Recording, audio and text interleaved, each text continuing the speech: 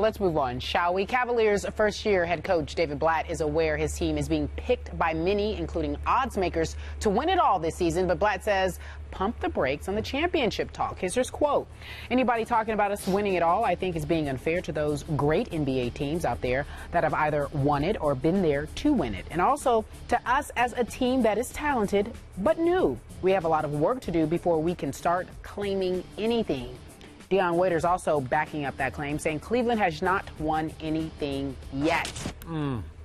Skip Bayless, yes. Do you agree with Blatt? I do not, Stephen A. And yet, look, some of the points that new coach Blatt made are very valid, but it is unfair for David Blatt to say that it's unfair for the Cavs to be picked as prohibitive favorites, because this is a welcome to the NBA for David Blatt. You, my friend, are now coaching LeBron James and Kyrie Irving and Kevin Love, and down the line, I'm sorry, nothing but unfair expectations are going to come with your job. And it was the first little glimmer of what this man is made of, Stephen A. Maybe he's going to be a little overwhelmed by the throne upon which he's going to sit as the head coach of this team from game one on.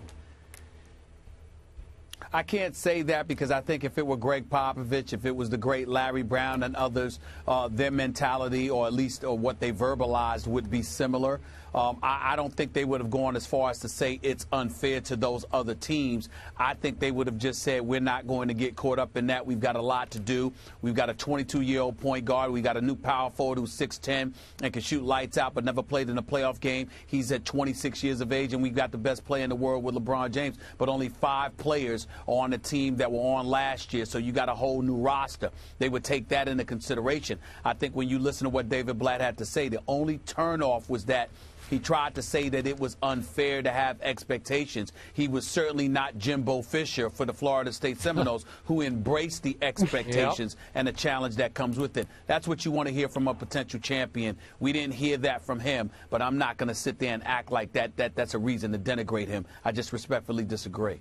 Well, is it fair to say that if you suddenly have the privilege and the honor of coaching one LeBron James, yes, who is the consensus unanimous MVP pick again for this year, even though he didn't win it last year, but hey, then if you're going to be prohibitive favorites in the East, I think that's okay. I mean, isn't that par for the course? Well, in the East, but he's talking about the championship. Yeah, he's talking about winning the championship as opposed to getting to the finals. All right, Stephen A. That's what he was saying. That's what he could make the argument. That's what he was answering.